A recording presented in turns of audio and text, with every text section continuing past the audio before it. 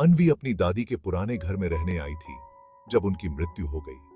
वह एक नई शुरुआत करना चाहती थी। घर छोटा और शांत था, लेकिन एक अजीब चीज थी। ड्राइंग रूम के कोने में एक पुरानी गुड़िया रखी हुई थी।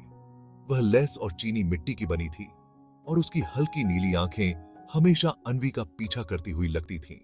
अन्वी को गुड़िया कभी पसंद नहीं थी, इसलिए उसने उसे अटारी में रख दिया। उस रात जब वह बिस्तर पर थी तो उसे हल्की थप-थप की आवाज सुनाई दी, जैसे कोई छोटी चीज फर्श पर चल रही हो।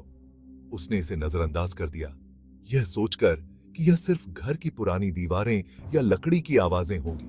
जब दिशा था के अगली सुबह गुड़िया फिर से ड्राइंग रूम में उसी जगह बैठी मिली। अन्वी हैरान थी, लेकिन घबराहट के बावजूद उसने गुड़िया को फिर से अटारी में रख दिया। उस रात फिर से वह थप-थप की आवाजें आईं, इस बार और जोर से, और उसके बाद हल्की बच्चों जैसी हंसी सुनाई दी। अन्वी झटके से उठ बैठी। उसका दिल जोरों से धड़कने लगा। उसने घर की तलाशी ली, लेकिन कुछ नहीं मिला जब तक वह अटारी में नहीं पहुंची। वहां गुड़िया गायब थी। अचानक उसकी गर्दन पर ठंडी, तेज हवा महसूस हुई। उसने धीरे से मुड़कर देखा। परछाई में एक छोटा सा आकृति खड़ी थी, जिसकी हल्की नीली आंखें अंधेरे में चमक रही थीं। गुड़िया वहां नहीं थी जहां उसने उसे छोड़ा था, क्योंकि वह कभी सिर्फ गुड़िया नहीं थी। वह उसे देख रही थी और इंतजार कर रही थी।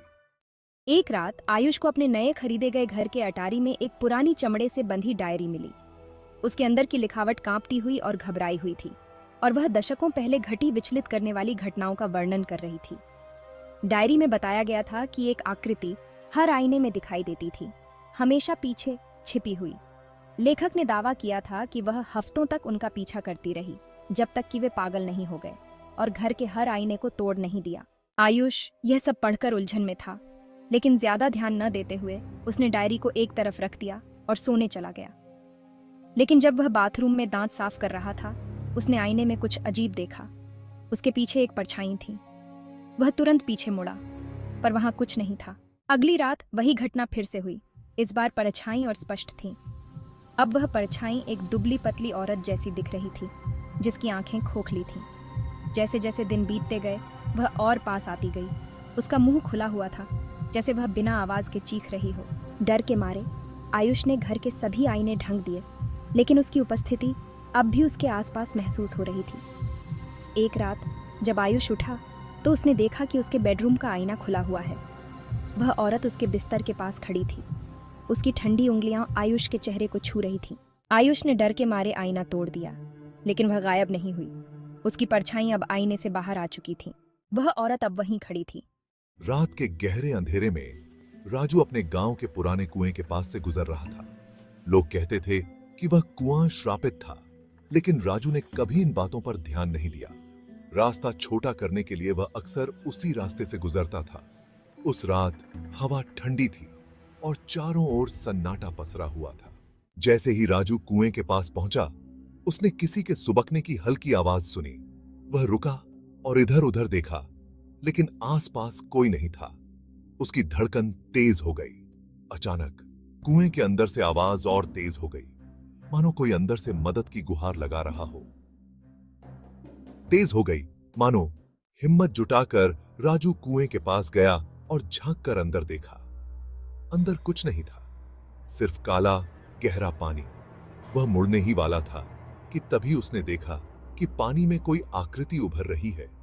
धीरे धीरे एक औरत की धुंधली आकृति पानी से ऊपर उठ रही थी। उसके बाल गीले और बिखरे हुए थे और उसकी आंखें सफेद, सूनी। राजू के पैर जम गए। वह हिल भी नहीं पा रहा था।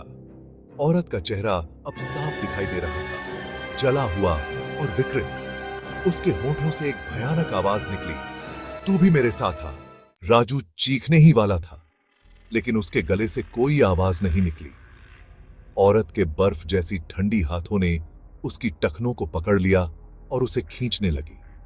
राजू ने खुद को छुड़ाने की कोशिश की, लेकिन उसकी पकड़ मजबूत होती जा रही थी। मजबूत था भी। अगली सुबह गांव वालों ने केवल राजू की चप्पलें कुएं के पास पड़ी हुई पाईं। सोनू और उसकी बहन माया शहर के एक छोटे से गांव में रहते थे। गांव में एक पुराना खंडहर नुमा घर था जिसे सभी डरावना मानते थे।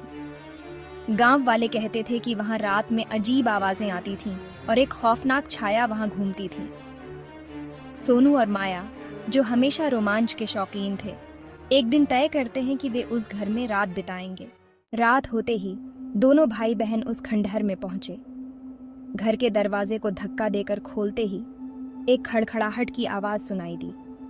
अंदर जाने पर उन्हें पुरानी दीवार पर चिपकी हुई कुछ पुरानी तस्वीरें मिली, जिनमें एक ही महिला की छवि थी। उसकी आंखें गहरी और काली थीं, जैसे वह उन्हें घूर रही हों। जैसे ही रात बढ़ी, अजीब घटनाएं शुरू हुईं। अचानक सोनू ने एक खिड़की में हल्की सी रोशनी देखी। जब उसने ध्यान से देखा तो उसे एक महिला की परछाई दिखाई दी। वह तेजी से उसके पास गया, लेकिन वो एक पल में गायब हो गई। माया डर गई, लेकिन सोनू ने उसे दिलासा दिया कि यह बस उनकी कल्पना है। थोड़ी देर बाद उन्हें एक दरवाजे से खटखटाने की आवाज सुनाई दी। माया ने कहा, सोनू, दरवाजे की ओर देखो। सोनू ने दरवाजे को खोला और वहां कोई नहीं था, लेकिन अचानक एक ठंडी हवा का झोंका आया और उन्होंने सुनी, तुमने मुझे बुलाया। उसके बाद खंडहर में सब कुछ शांत हो गया, लेकिन दोनों भाई बहन के दिलों में खौफ बढ़ता गया। अचानक उन्हें महसूस हुआ कि दीवारों पर वही महिला की छवि अब हंस रही थी। माया चिल्लाई, हमें यहाँ से जाना चाहिए। दोनों जल्दी से बाहर निकलने लगे, लेकिन दरवाजा अपने आप बंद हो गया। वहां से निकलने का कोई रास्ता नहीं था। फिर एक जोरदार चीख गूंज उठी और अचानक वह महिला उनके सामने थी। उसकी आंखों में आग थी। उसने कहा, तुम लोग यहाँ रहोगे? सोनू और माया ने अपनी जान बचाने की कोशिश की, लेकिन घर की दीवारों ने उन्हें पकड़ लिया। सुबह होने पर गांव वालों ने केवल सोनू और माया की आवाजें सुनी, लेकिन जब वे उस घर में गए तो वहां कुछ नहीं था, सिर्फ वही पुरानी तस्वीरें जिसमें महिला का चेहरा हंसते हुए था।